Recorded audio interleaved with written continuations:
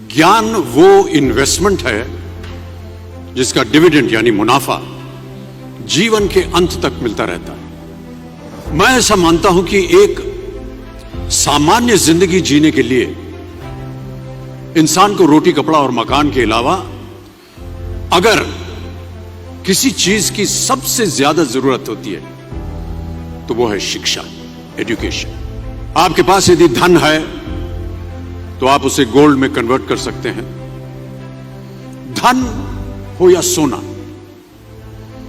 दोनों के कम होने का या खो जाने का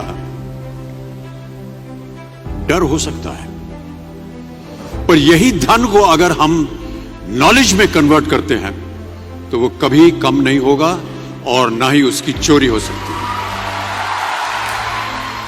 देखिए, जीवन में मुझे बहुत सी बातों ने प्रभावित किया है। मेरे ये अनुभव सुनने में शायद साधारण लगे, पर इनमें छिपा सार असाधारण है, अनमोल है। यदि मैं आपसे पूछूं कि सबसे शक्तिशाली व्यक्ति कौन है, सबसे शक्तिशाली व्यक्ति कौन है, तो कोई कहेगा कि जिसके पास पावर है, वेपन्स हैं, शस्त्र है, धन है, किसी देश का राजा या किसी सल्तनत का वारिस है। मेरा ऐसा मानना है कि वेपन्स, मनी किसी को पावरफुल नहीं बनाते, या अगर बनाते भी हैं तो कुछ समय के लिए ही बना पाते। दौलत आज होगी, कल नहीं। शस्त्र का ज्ञान तभी तक काम आएगा जब तक वो शस्त्र चल सकता है। Once it is used it becomes absolute. पर शास्त्र का ज्ञान कभी नहीं रुकता।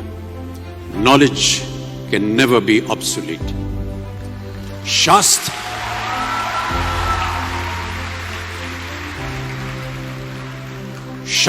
ज्ञान शस्त्र ज्ञान से ज्यादा असरदार, प्रभावशाली और शक्तिशाली होता है।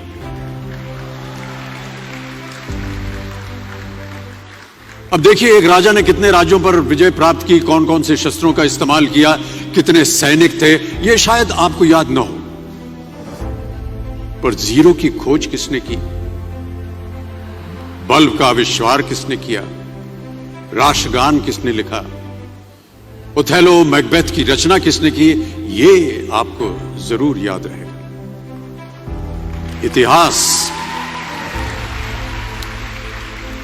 इतिहास गवाह है कि एक राजा अपनी शक्ति के बल पर केवल वहीं तक पूजा जाता है जहां तक उसका साम्राज्य फैला होता है। वो केवल अपनी प्रजा का प्रिय होता है। पर अपने ज्ञान की कीर्ति फैलाने वाले Albert Einstein, William Shakespeare, Rabindranath Tagore सिर्फ अपनी जन्मभूमि में ही नहीं बल्कि पूरे विश्व में पूजे जाते हैं।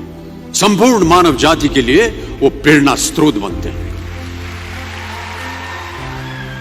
ज्ञान का धनी व्यक्ति हमेशा ही सम्मान और आदर योग्य होता है, क्योंकि ज्ञान वो कवच है, वो शील्ड है जो आपके जीवन में आने वाली कठिनाइयों से आपकी रक्षा करेगा। फिर किसी भी शस्त्र की आपको आवश्यकता नहीं होगी। दो चीजें इंसान यदि अपने जीवन में एक बार सीख लेता है तो वो उसे कभी भूलता नहीं। एक है तैरना, स्विमिंग, दूसरा है साइकिल चलाना। सालों बाद भी अगर आप इन क्रियाओं को करेंगे तो कभी भी इस बात की चिंता नहीं होगी कि आपको स्विमिंग करना या साइकिल चलाना याद है कि नहीं। You will confidently do it. काश कि हम पढ़ाई भी इसी नजरिए के साथ करें, that when you will chase knowledge, numbers will always follow. देखिए, महाभारत में जब गुरु द्रोणाचार्य ने एकलव्य को अपना शिष्य मानने से और अपने गुरुकुल में लाने से इनकार कर दिया था, तो एकलव्य ने क्या किया, अपने गुरु की प्रतिमा, एक मूर्ति बनाई और केवल उस मूर्ति से प्रेरणा लेकर ही धनुर्विद्या सीखने में वही सफलता प्राप्त की जो बाकी योद्धाओं को द्रोणाचार्य के गुरुकुल में रहकर हुई।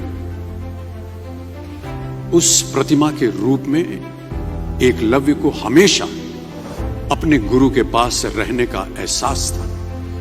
और जब गुरु साथ में हो तो सफलता हासिल करने से आपको कोई भी नहीं रोक सकता है।